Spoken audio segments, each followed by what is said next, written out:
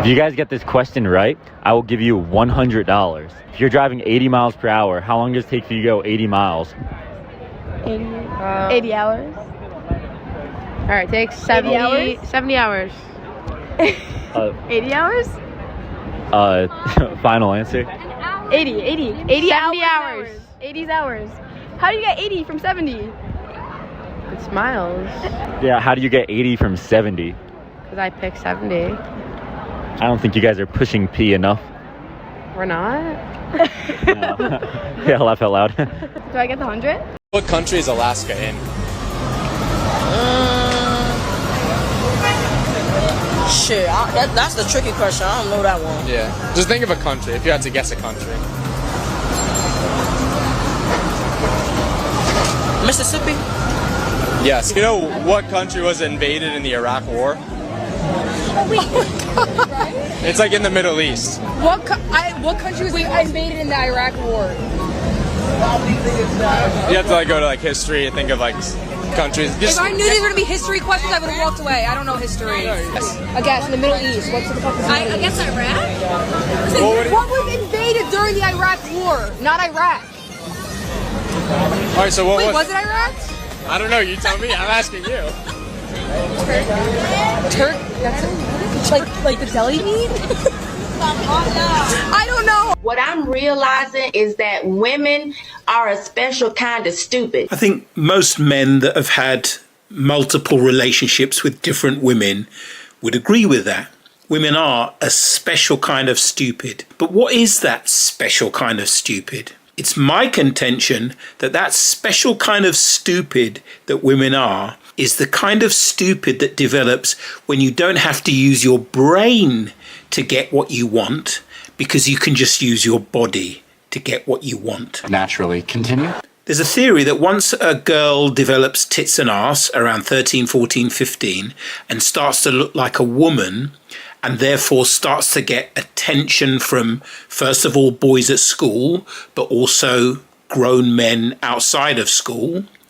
And she realizes that these boys and these men are offering her gifts, treats to take her out, sometimes money, but they're offering her all the things of life just because they want to fuck her. When girls realize that they have, well, in effect, if you look at human beings as animals, the greatest power in the animal kingdom, which is the power of male desire. Our entire civilization pretty much has been built by men who wanted to increase their status and their standing in order to get the most and the highest quality women to reproduce with. And so young girls of 13, 14 and 15 who aren't the most, let's say, who aren't the most wise of people, still very childish and immature because they're girls, and girls are naturally childish because they think with their feelings and they're solipsistic and self-absorbed, which are two things that children are.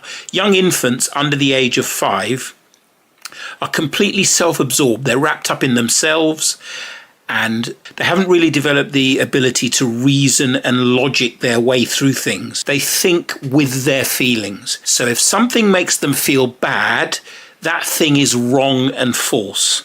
If something makes them feel good, that thing is right and true. That's how an infant thinks, and that's how women think in general. Women think with their feelings. They're emotional reasoners is the technical term. So you've got these young girls that are emotional reasoners, self-absorbed, all about themselves, all about their feelings, solipsistic, and they suddenly realize that men will do things for the opportunity to fuck them. They don't even actually have to fuck the men. They can just lead the men on. They can tease the men. They can give the men the impression that they're going to fuck them, and they can get gifts and presents and money and experiences, etc., etc. Now, put yourself in those shoes. Imagine that you were not very bright because you thought with your feelings, very self-centered. You didn't really understand the world or other people because all you ever thought about was yourself. and you realize you had this enormous power as a 14-year-old, wouldn't you stop trying to figure things out? Wouldn't you stop bothering to work hard in your education and in your social intelligence and in your emotional intelligence and in your intelligence in general? Wouldn't you just rely on the fact that if you pulled down your top a bit and showed a bit more cleavage, or wore tighter clothes, or started to cock your head in a coquettish fashion and put your finger by your mouth and acted all babyish and childish and all silly and innocent, wouldn't you soon realize that using those manipulations and the deceitful promise of sex when you have no intention of giving it, you could get almost everything you wanted? I am really not hating on these girls, because I know as a 13 or 14 or 15-year-old that wasn't too bright, didn't understand the world, was pretty ignorant about life, if I had that power at that age, I'd fucking use it too. So I have nothing against these young ladies. I totally understand it. But that doesn't mean I'm not going to say that is the cause of their special kind of stupid. The fact that they can use their bodies to get what men have to use their brains to get. Moving on. Being pretty don't even ensure that you will get a ring. Men don't marry looks. We have sex with looks. Men marry behavior. Your behavior determines whether you get the ring or not the looks. Halle Berry is beautiful. Kim Kardashian is beautiful to a lot of people. There's a slew of women that have the money and the fame, but they cannot keep. We marry behavior. So if you are not even proficient at the things that are intrinsically important to a man, you can't be high value, because your money ain't intrinsically important to us. You being soft is. You anticipating what we need and providing that without us having to prompt you or ask you, that's important. Not knowing your worth. Now, of course, he's absolutely right, but he's missing a very important distinction, because the truth is, a simp will marry a woman just because of her looks, because she's pretty or she's got big tits or a nice ass. A simp will marry a woman because she's rich and famous. And why is that? Because simps are men with a mother wound. And as I've explained many times before, the epidemic of simps in the modern world is caused by the epidemic of feminist corrupted mothers. Since the 60s and 70s, when the cultural Marxism, identity politics of feminism corrupted the minds of women, and as I've said before many times, feminism is actually female supremacy. It's not about equality, it's about revenge. It's about women taking out all of their bitterness and resentment and frustration. Basically, all the leading feminists were ugly, either lesbians or spinsters, just women who couldn't get the men they wanted, and childless and academic, but couldn't get the men they wanted. So bitter, resentful women were the women that the Rockefellers used to promote feminism. Really? Yes. We were talking, and he started laughing. He said, "Aaron, what do you think women's liberation was about?" And I said, I had pretty conventional thinking about it at that point. I said, I think it's about women having the right to work, getting equal pay with men, just like they won the right to vote, you know? And he started to laugh. He said, "You're an idiot." And I said, "Why am I an idiot?" He said, let me tell you what that was about. We, the Rockefellers, funded that. We funded women's lib, you know? And we're the ones who got all over the newspapers and television, the Rockefeller Foundation. He says, and you want to know why? He says, there were two primary reasons. And they were, one reason was we couldn't tax half the population before women's lib. And the second reason was, now we get the kids in school at an early age. We can indoctrinate the kids how to think. It breaks up the family. The the kids start looking at the state as the family, as the school, as the officials, as their family, not as the parents teaching them. And so those are the two primary reasons for women's lib, which I thought up to that point was a noble thing. You know, when I saw their intentions behind it, where they were coming from when they created it, the thought of it, I saw the evil behind what I thought was a noble adventure. Aaron, did you know that Gloria Steinem, in one of her own books, now admits the CIA funded Miss Magazine? No, I had no idea about that. No, I never heard that. Yeah, we're going to... CIA funded Miss Magazine? Funded Miss Magazine with the stated goal of taxing women and breaking up the family. No kidding. I never heard that. Well, Nick told me. I mean, I know it, but not because I know the CIA was involved in it. Well, Gloria Steinem was proud of it. Oh, the CIA wanted to help me help women. No kidding. So they funded it, yeah. And of course, it's divide and conquer. Right, and what they do is they focus in, obviously, on real problems. Women were getting shafted in many ways, but the elite wasn't planning to help them. They were planning to really shaft them and take men away from them. Look at what they did with black families. You only had about 10% illegitimacy 50 years ago in black communities, and now it's over 90%. And look at welfare. We're going to give you some money, but you can't have a man in the house. Right. And so that was further to degrade the family. Totally destroyed. And now illegitimacy is over 50% in the general population. Right. Well, see, the whole thing is these people control the money, so they make all the rules. And it was promoted on the idea that men were victimizing women, because women are natural-born victims. They always assume the position of a victim because, in evolutionary terms, they're powerless and helpless. Women are completely dependent on men for their survival, and have been for 4 million years. They're dependent on men for their survival because men run all the water and electricity and build all the houses and the roads and the electronics and everything. But in evolutionary terms, women can't hunt, so they need men to give them food. Women can't build shelters. Women can't protect themselves from predators. Women can't protect themselves from hostile tribes. So women are completely dependent on men. And so women have the attitude of what I call natural-born victims. They're not responsible. They're not able to respond to the problems of life. That's what responsible means, able to respond. Men are responsible. We are problem solvers. If an animal attacks, we can build spears and use rocks to defend ourselves. If we need to hunt woolly mammoth, we can work out how to hunt them, which is what we did. And through men's responsibility, we left the caves and entered the skyscraper. We left the planet and went into space. That's all due to men being problem solvers, being able to respond. Women had nothing to do with that. Women are not problem solvers. Women cannot solve their own problems in their life because they didn't evolve to solve problems.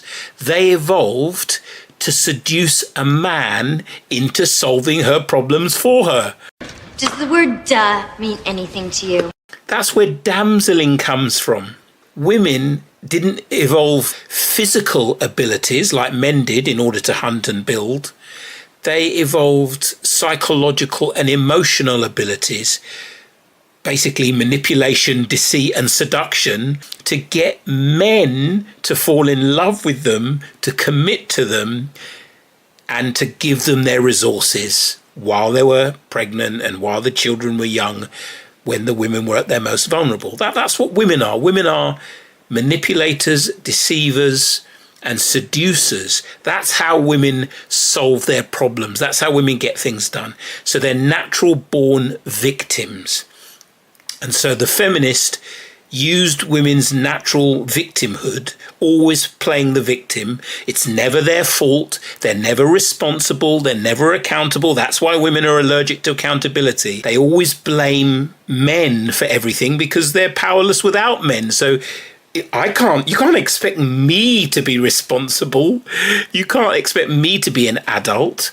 I'm a child in an adult's body because I'm a woman. I'm helpless and powerless. But then feminism came along and said that women weren't in the workforce or in positions of power because men were oppressing them. Women were in the kitchen at home being housewives, raising the kids because men were oppressing them. That's the lie that feminism told, and women believed it because they're a special kind of stupid and because they're natural born victims. So yeah, that's right. I'm a victim.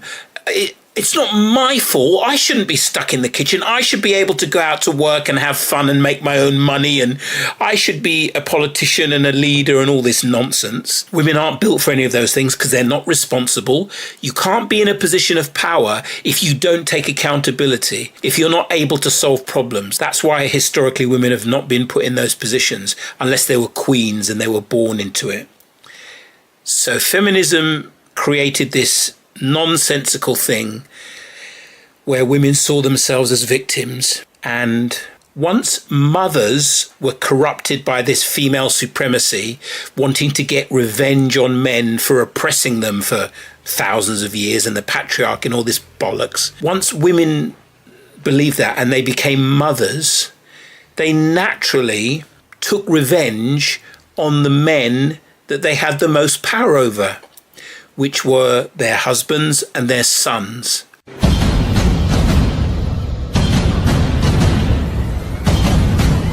Because even though women are natural born victims and even though men go out to work and do all the work, women have always run the house because women have always used sex to control their man. There's a book by Esther Vilar called The Manipulated Man. Just read that book.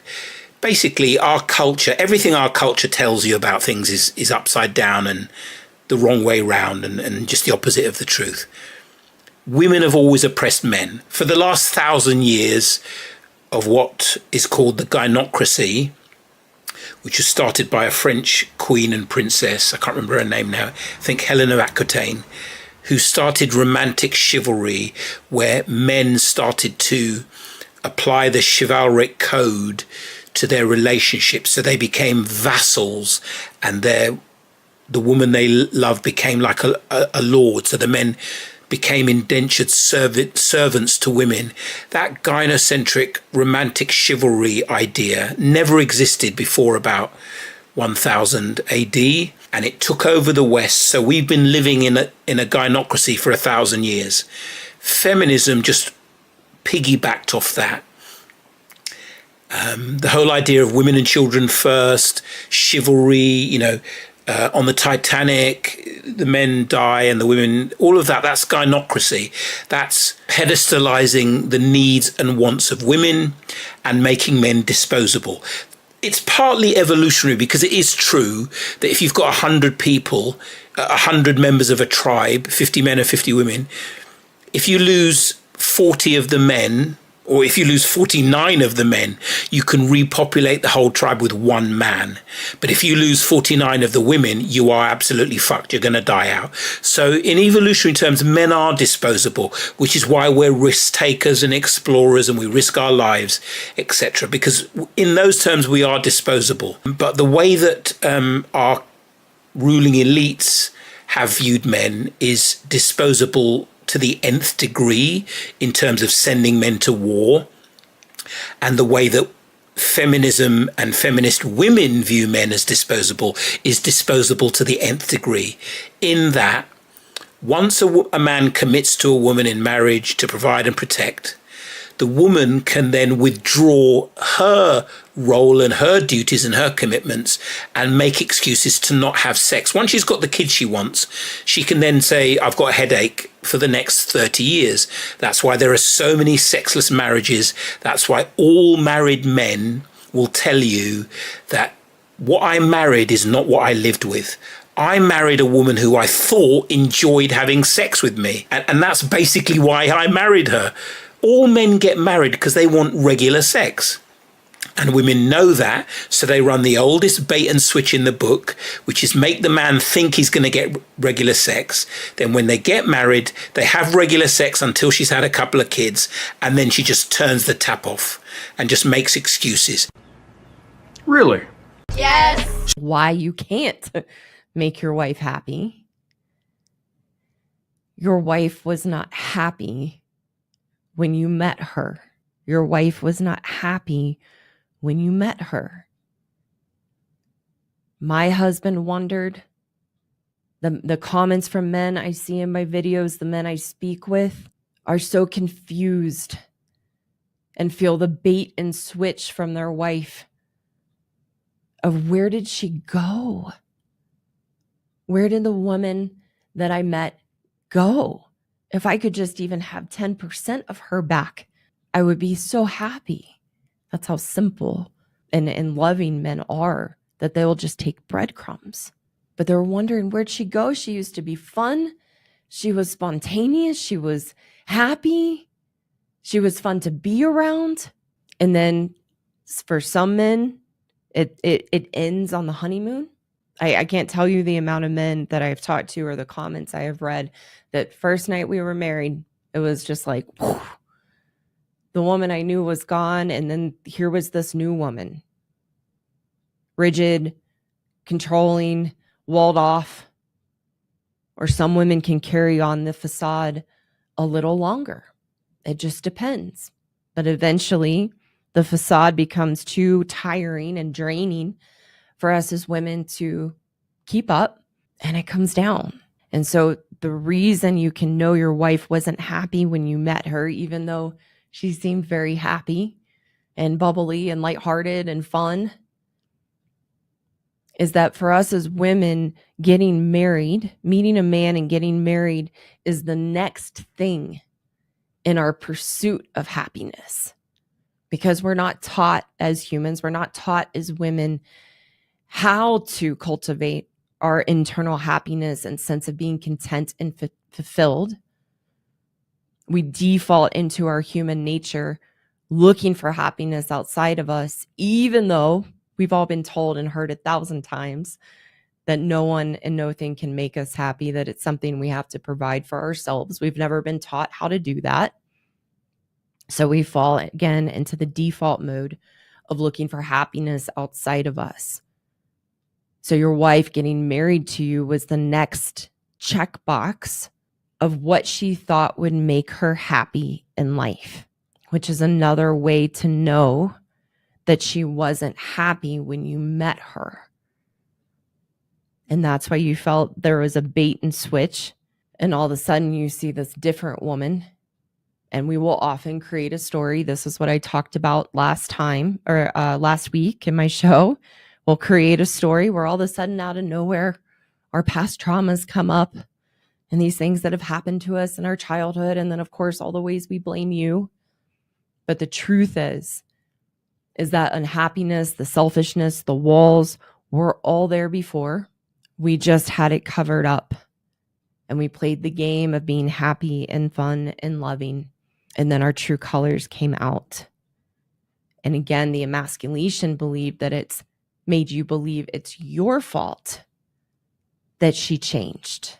And it's something you did or stopped doing, that now she's unhappy and cold and distant and withholding. But it's actually the foundation of her unhappiness that was there when you first met. And some men are married to what I call happy pill women. I was a happy pill woman, and it's not an actual pill. It is the facade we wear that we're light, we're easygoing, we see the positive, we're gentle natured, we don't get upset easily. We can be upset and keep a very calm face.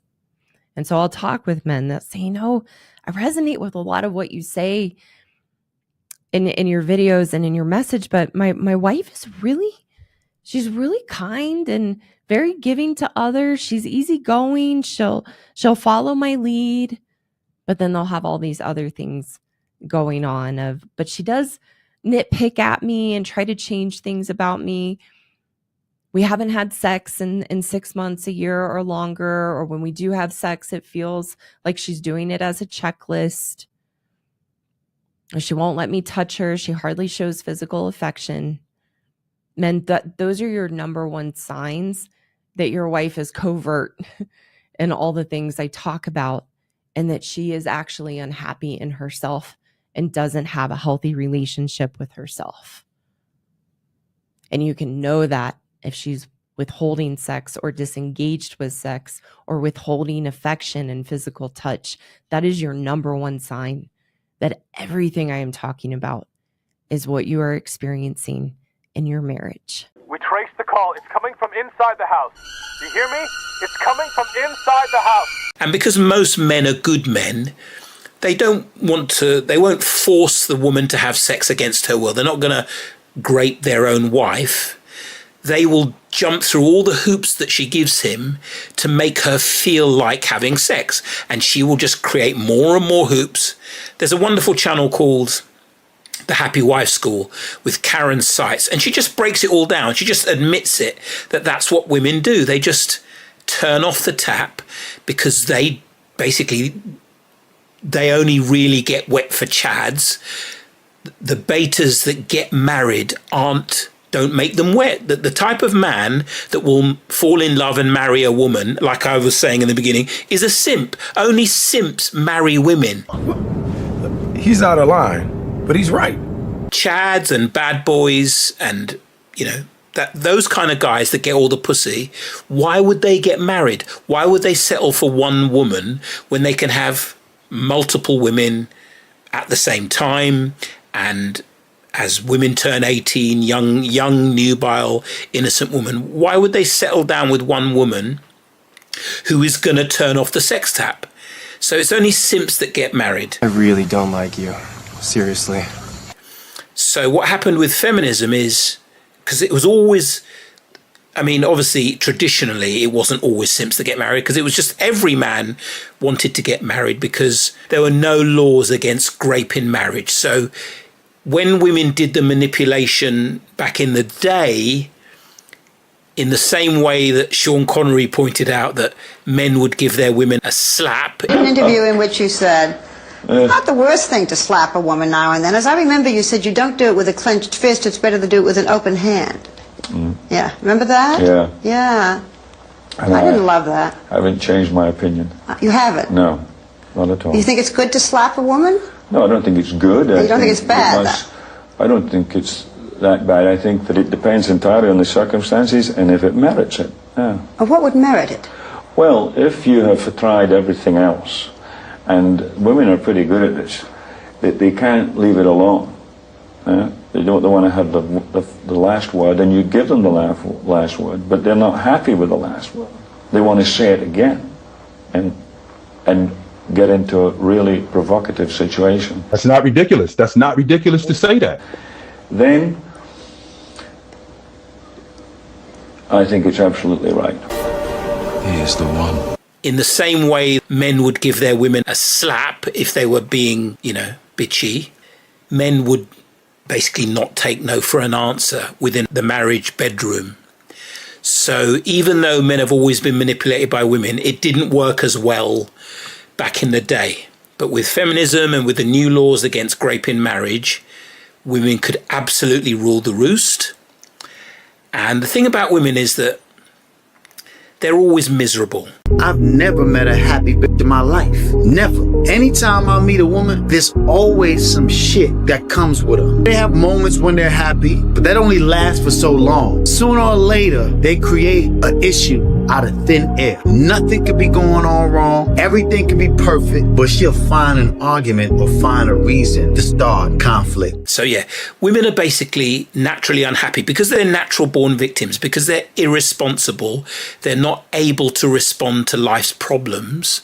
When something triggers them and makes them unhappy, they don't know how to make themselves happy. Men, if they're miserable, they know how to make themselves happy. Either they're nerds and they'll nerd out about something, or they like sport, or they'll do some physical activity. Men know how to put themselves in a good mood. Men know how to make themselves happy. Women don't. Women expect men to make them happy. Women expect men to entertain them. Women expect men to save them, to buy them things, to romance them, to do all sorts of things, because women can't make themselves happy. Women are natural victims, naturally irresponsible, naturally unable to solve their own problems, which means that they're naturally miserable. And women don't take responsibility for their misery. They blame the man they're with for their misery. Misery loves company. Misery loves company doesn't apply to men. It only applies to women.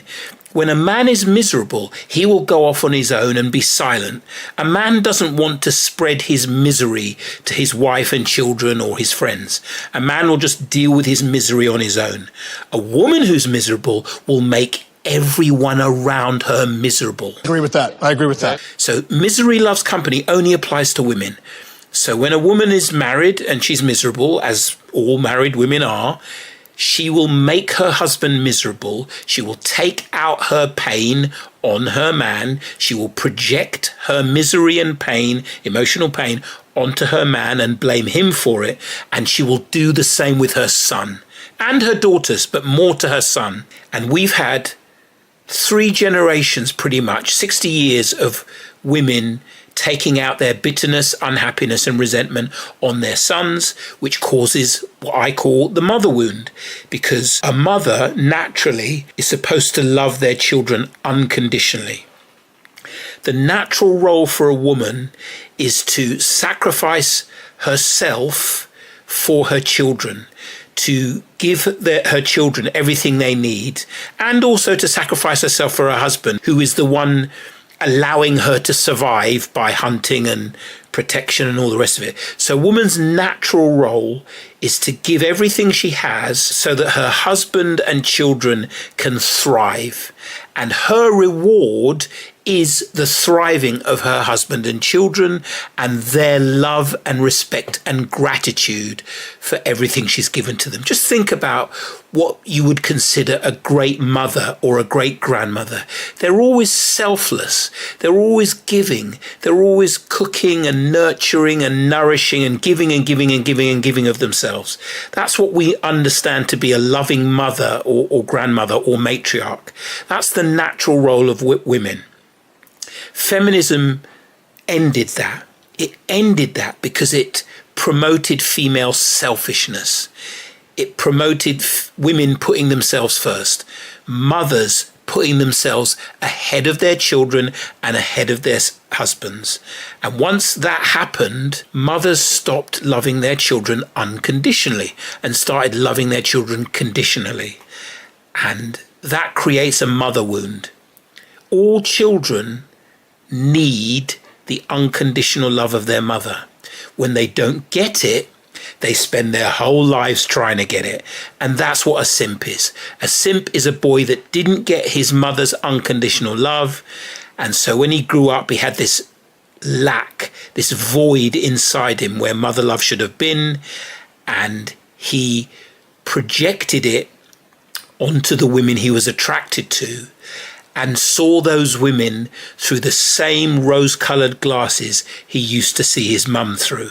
So he saw those women that he was attracted to as the source of the unconditional love he never got for his mother. And so he looked past all the red flags. He didn't see how selfish they were. He didn't see how feminist they were, how female supremacist, how entitled, how big their egos were, how lacking in empathy they were. All the things of modern women.